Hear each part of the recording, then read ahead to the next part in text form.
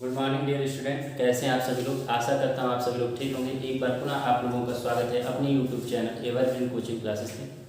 मैं ऋषभ आप लोगों के लिए जो हमारा इसके पहले का प्रमुख बिंदु था संज्ञा, उसी पर चर्चा करेंगे। तो पार्ट नंबर 2 संज्ञा का मैं लेकर आ गया हूँ आप लोगों के पास कि क्या हो। पार्ट 2 में जानना था हम लोगों को भाववाचक संज्ञाओं का निर्माण। पार्ट 2 में हमें जानना था भाववाचक संज्ञाओं का निर्माण। तो आइए हम इस पर एक बार गहन रूप से चर्चा कर लेते हैं। तो आप जानते हैं संज्ञा पढ़े आपने कि संज्ञा,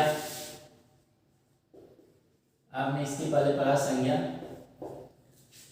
प्राणियों के नाम,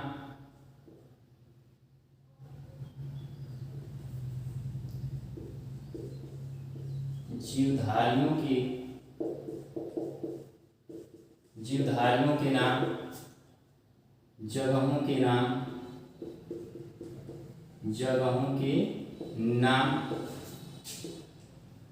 वस्तुओं के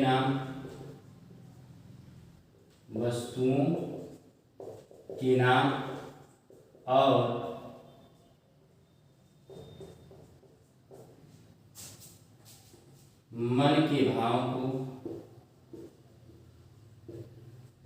मन के भाव को संज्ञा कहते हैं। संज्ञा कहते हैं। जैसे कि आपने पढ़ा कि संज्ञा जो होती है, संज्ञा जो होता है वो क्या होता है कि जीवधारियों का नाम, जगहों के नाम, वस्तुओं के नाम और मन के भाव को संज्ञा कहते हैं। ठीक, इसी के आधार पर संज्ञा को 5 भागों में बांट दिया गया। इनको आधार मान करके संज्ञा को 5 भागों में बांट दिया गया। इनको आधार मान करके क्या किया गया, संज्ञा को 5 भागों में बांट दिया गया।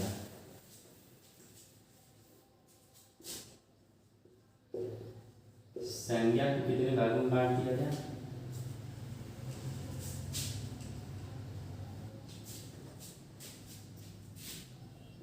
5 भागों में। एक था व्यक्तिवाचक, फिर एक हो गया जातिवाचक,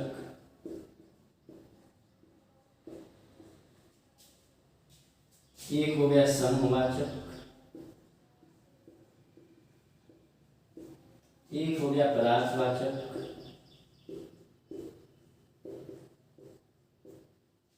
और एक हो गया भाववाचक। देखिए, तो आप संज्ञा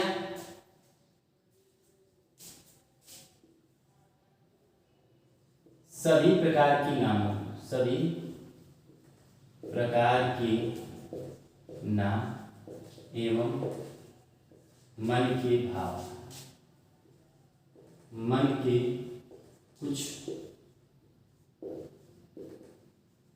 भाव। तो आपने व्यक्तिवाचक में पढ़ा कि किसी विशेष स्थान, विशेष नाम,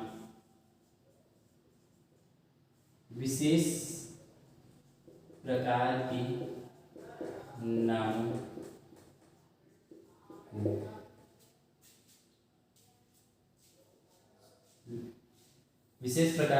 को, जैसे महात्मा गांधी, ये एक विशेष प्रकार के प्राणी का नाम है, विशेष प्रकार के व्यक्ति का नाम है। महात्मा गांधी एक विशेष व्यक्ति हैं जो एक महान समाज सेवी थे। किसी जगह का नाम ताजमहल, विशेष जगह, विशेष वस्तु का नाम है ताजमहल। एक जगह है जहाँ आगरा में ताजमहल बना हुआ है। आगरा हो गया, एक विशेष जगह है और एक विशेष वहां पर वस्तु है जिसका नाम है ताजमहल। एक विशेष प्रकार के व्यक्ति हैं। ठीक, किसी प्राणी का नाम हमने रख लिया, जैसे चेतक। एक विशेष राजा का घोड़ा है महाराणा प्रताप विशेष है, उनके घोड़े का नाम चेतक है। तो विशेष प्रकार के नामों को हम क्या कहते हैं? व्यक्तिवाचक। जातिवाचक में आप जानते हैं कि जब एक ही नाम से किसी के जिस संज्ञा शब्द से किसी जाति का बोध हो, किसी जाति का बोध हो, क्या कहलाता है? जातिवाचक कहलाता है।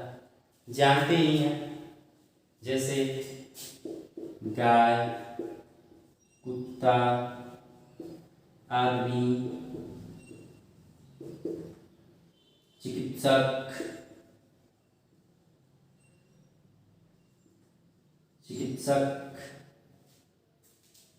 ठीक।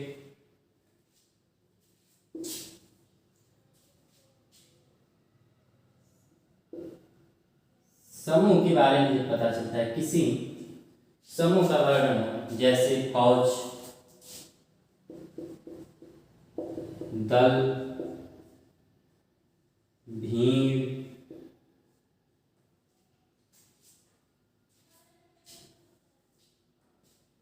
पदार्थवाचक में वे पदार्थ जिन्हें हम गिन नहीं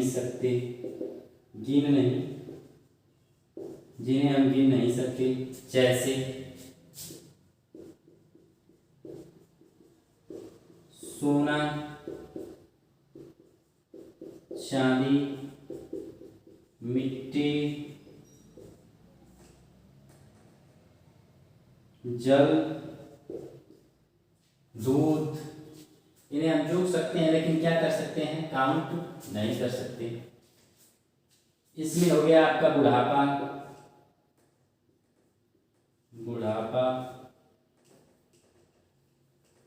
क्या हो गया आपका? बुढ़ापा,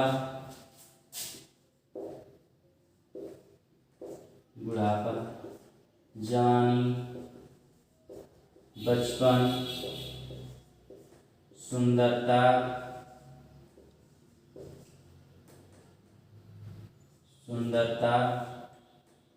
अच्छाई, ठीक। ये संज्ञा के प्रकार होते हैं, ये तो आप जानते ही थे। लेकिन अब आप पढ़ेंगे भाववाचक संज्ञा का निर्माण। आप क्या पढ़ेंगे? भाववाचक संज्ञा का निर्माण, कि भाववाचक संज्ञा का निर्माण कैसे होता है। आप पढ़ने जा रहे हैं भाववाचक संज्ञा का निर्माण। दूसरी वीडियो इसीलिए बनी गई है इसकी, कि जिसमें आप जाने कि भाववाचक संज्ञा का निर्माण कैसे होता है। भाववाचक संज्ञा का निर्माण कैसे होता है आप पढ़ने जा रहे हैं। भाववाचक संज्ञा का निर्माण, भाववाचक संज्ञा का निर्माण। तो देखिए, पहला है जातिवाचक संज्ञा से भाववाचक का निर्माण। क्या है? जातिवाचक संज्ञा से भाववाचक संज्ञा का निर्माण। जातिवाचक संज्ञा फिर किसका निर्माण? भाववाचक संज्ञा का निर्माण। ठीक, तो आइए बात करते हैं जातिवाचक संज्ञा। जैसे हम कुछ जातिवाचक संज्ञा लेंगे। जातिवाचक, भाववाचक। ठीक, जैसे मनुष्य हो गया या मानव ले लिए। मानव एक जाति है ना, मानव एक जाति है, और मानव जाति से कोई भाववाचक संज्ञा बनती है तो क्या बनती है? मानवता। मानवता। यार एक देखिए, गुण या दोष के बारे में जब पता चलता है किसी संज्ञा से तो भाववाचक संज्ञा होती है। तो मानव का जो गुण होता है वो क्या होता है? अगर अच्छा होता है तो उसे मानवता कहते हैं। तो मानवता एक क्या हो गई? भाववाचक संज्ञा हो गई। मित्र क्या होता है? जातिवाचक संज्ञा होता है। मित्र में ता जोड़ देंगे तो हो जाएगी मित्रता, यह भी भाववाचक संज्ञा बन जाएगी। ठीक, समझ रहे हैं? प्रभु क्या है? प्रभु एक जाति है, इसमें ता जोड़ देंगे प्रभु तो क्या हो जाएगा? प्रभुता। ता जोड़ने से इसमें क्या हो जाएगा? जो है यह भाववाचक में बन जाएगा। समाज। समाज क्या? समाज। समाज एक, जिससे समाज पूरे संसार का ज्ञान होता है, वो अभी जातिवाचक संज्ञा है। तो क्या हो जाएगा इसका भाववाचक? सामाजिकता। क्या हो जाएगा? सामाजिकता। ठीक, तो इतना आपको समझ में आ गया होगा कि कैसे किस तरह से जातिवाचक संज्ञा से भाववाचक संज्ञाओं का भी कुछ निर्माण होता है। आप इसे जितना याद करेंगे, देखिए जो ये है ये सीमित नहीं है कि मैंने इतना पढ़ा दिया तो बस जातिवाचक संज्ञा से भाववाचक संज्ञा में ही बहुत हैं। ये असंख्य, इनको हम गिन नहीं सकते हैं। ठीक, ये असंख्य, इनको हम गिन नहीं सकते, बहुत हैं। तो हम जितना याद करेंगे, जितना नए नए शब्द पाएंगे, उसके अनुसार हम इसे जानते हैं। ठीक, और उनके गुण और दोष से हम उनको किस में तब उनको उनके गुण और दोष से हम उन्हें किस में बदलते हैं? भाववाचक में बदलते हैं। ठीक, जैसे मित्र का गुण क्या होता है? मित्रता करना, मित्रता निभाना। तो वो क्या हो गया? मित्रता उसकी भाव हो गई, तो उसे हमने क्या बना दिया? भाववाचक संज्ञा। प्रभु की भक्ति करना या प्रभु की कृपा होती है तो प्रभुता भाव होता है। समाज का भाव होता है सामाजिकता लाना। तो जो उसका भाव रहता है उसके अनुसार हम उसे क्या कर देते हैं? भाववाचक में बदल देते हैं। तो इसे आप याद करने की कोशिश करेंगे, जितना आपके पास बुक में होगा या कहीं अलग से लिखा पाएंगे, तो जितना याद करेंगे उतना आपके लिए बेहतर होगा। दूसरा है व्यक्तिवाचक संज्ञा से।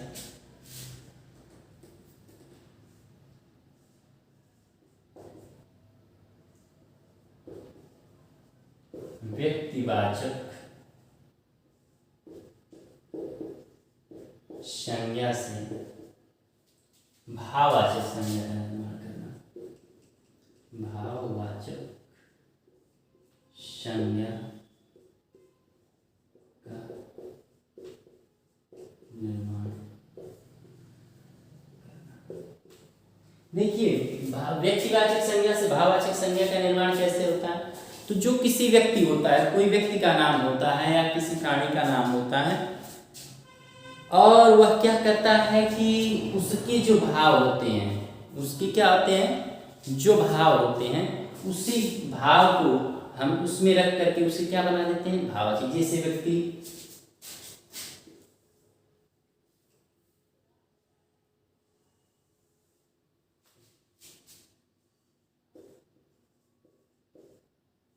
नेहरू। नेहरू जी एक व्यक्ति हैं। ठीक, इनके जो विचार, इनके जो वाद थे, वाद मतलब विचार या बातें, वाद का मतलब विचार या बातें, और विचार और बातों को ही क्या कहते हैं? विचार और बातों को ही क्या कहते हैं? भाव कहते हैं। तो हम इसे नेहरूवाद कर सकते हैं,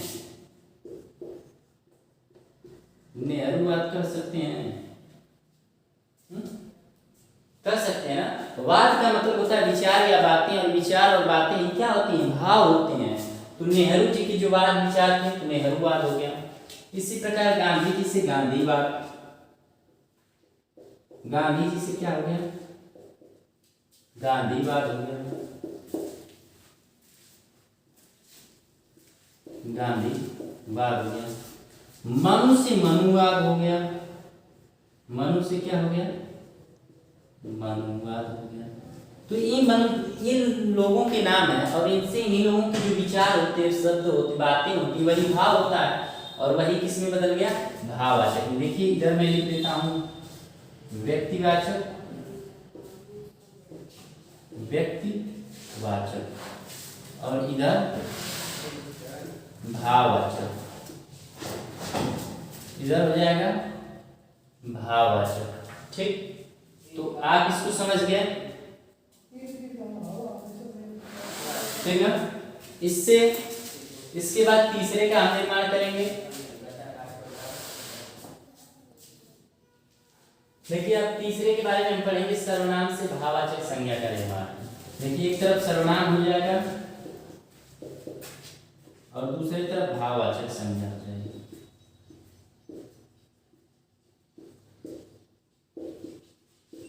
एक तरफ सर्वनाम, दूसरी तरफ भाववाचक।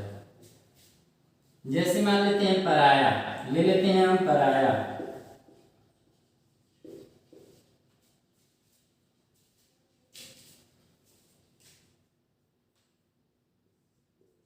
एक उदाहरण से समझते हैं। सोनू के अंदर, मार्कर नहीं चल रहा है लेकिन दूसरे मार्कर से भी बता रहा हूं आपको। सोनू के अंदर परायापन है, सोनू के अंदर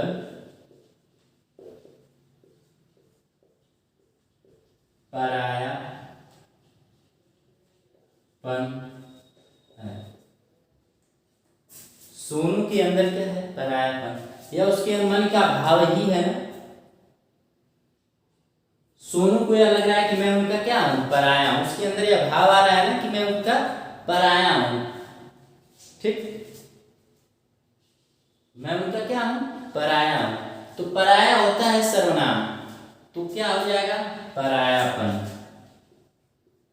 परायापन। इसी तरह अपना से होता है अपनापन। इसी प्रकार अपना से क्या होता है, अपनापन। निज से क्या होता है, निजता। क्या होता है, निजता। ठीक, और एक एग्जाम्पल देख लीजिए, सर्व से सर्वस्व। सर्व से क्या हो जाएगा, सर्वस्व। तो इस प्रकार सर्वनाम से भी क्या होता है, भाववाचक संज्ञा का निर्माण होता है। ठीक ना। सबसे अधिक प्रयोग में आता है विशेषण से भाववाचक संज्ञा का निर्माण।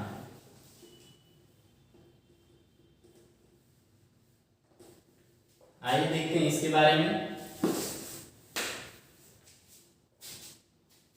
नंबर 4 है विशेषण। विशेषण से भाववाचक संज्ञा का निर्माण। जैसे अब देखिए इसमें पहचानने में बड़ी मुश्किल होती है, लेकिन हम अक्सर प्रत्येक दिनों के अभ्यास के कारण इसे पहचान लेते हैं। तो अभ्यास ही महत्वपूर्ण चीज होता है कि अभ्यास करेंगे तभी आपको आएगा, जितना अभ्यास करेंगे उतना आएगा। जैसे एक तरफ हमने लिख दिया विशेषण,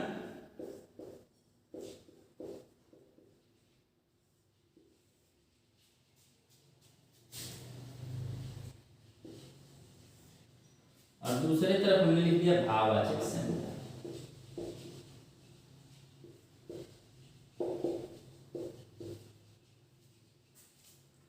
ताजमहल सुंदर है। ताजमहल क्या है, सुंदर है।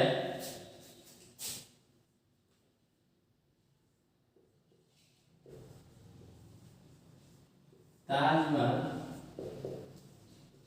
सुंदर है। ठीक, ताजमहल क्या है, सुंदर है।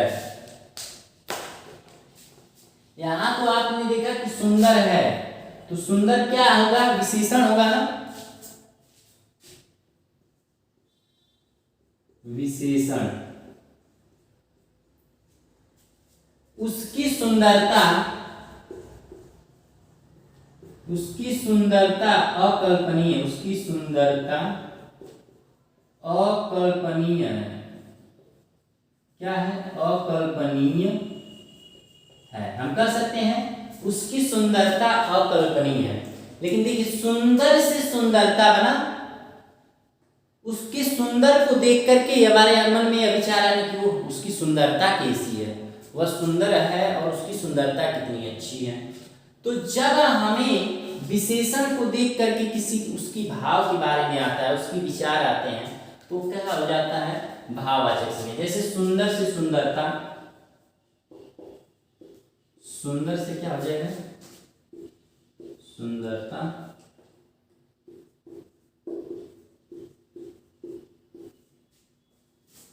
ठीक, गहरा से गहराई,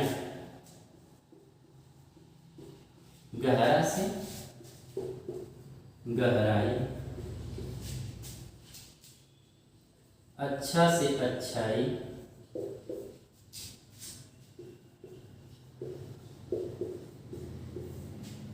ईमानदार से ईमानदारी, ईमानदार से ईमानदारी।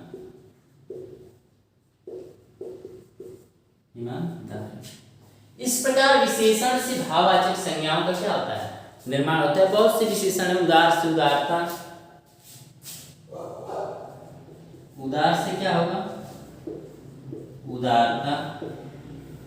तो ये तमाम प्रकार के विशेषण है जिनसे क्या होता है, भाववाचक संज्ञाओं का निर्माण होता है।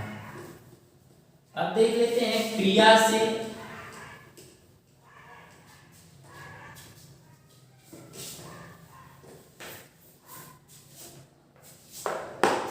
किससे, अब हम देखेंगे क्रिया से भाववाचक संज्ञा का निर्माण। पांचवी प्रक्रिया है, कुछ भी नहीं छूटेगा आप लोगों का, एक एक बिंदु के बारे में चर्चा होगी। क्रिया से भाववाचक संज्ञा का निर्माण, एक तरफ मैंने लिख दिया क्रिया और एक तरफ भाववाचक संज्ञा।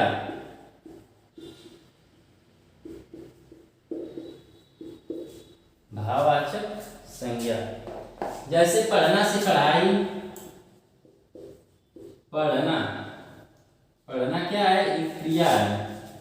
पढ़ना क्या है, एक क्रिया है। और इससे क्या हो जाएगा, पढ़ाई। लिखना से लिखाई, लिखना से लिखाई। दौड़ना से दौड़, दौड़ना से दौड़। रोने से रुलाई। ठीक, इस तरह से हो जाता है। ठीक है, इस तरह क्रिया से क्या होता है, भाववाचक संज्ञा का निर्माण होता है। आपकी किताबों में बहुत से दिए होंगे क्रिया और बहुत से उससे भाववाचक संज्ञा का निर्माण होगा। आपकी किताबों में बहुत सी क्रिया भी होगी जिससे भाववाचक संज्ञा बनी होगी, उस पर एक बार ध्यान दे दीजिएंगे तो क्या होगा कि आपको आ जाएगा। इसके बाद छठा बात करेंगे तो हम क्रिया विशेषण से, किसके बारे में बात करेंगे, क्रिया विशेषण से किसका निर्माण करना, क्रिया विशेषण से हम बात करेंगे भाववाचक संज्ञा का निर्माण करना। भाववाचक संज्ञा के निर्माण में आखिरी है क्रिया विशेषण से संज्ञा का निर्माण करना, भाववाचक संज्ञा का निर्माण करना, जो कि हम अगले वीडियो में पढ़ेंगे। और साथ साथ उसके आप लोगों को कुछ अभ्यास कार्य दे दूंगा, कुछ प्रश्न दे दूंगा करने के लिए। तो आइए अब इस वीडियो को यहीं पर समाप्त करते हैं, इस बिंदु को यहीं पर, और अगले वीडियो में पुनः देखेंगे क्रिया विशेषण से भाववाचक संज्ञा का निर्माण करना और कुछ आप लोगों के लिए अच्छे से प्रश्न। धन्यवाद।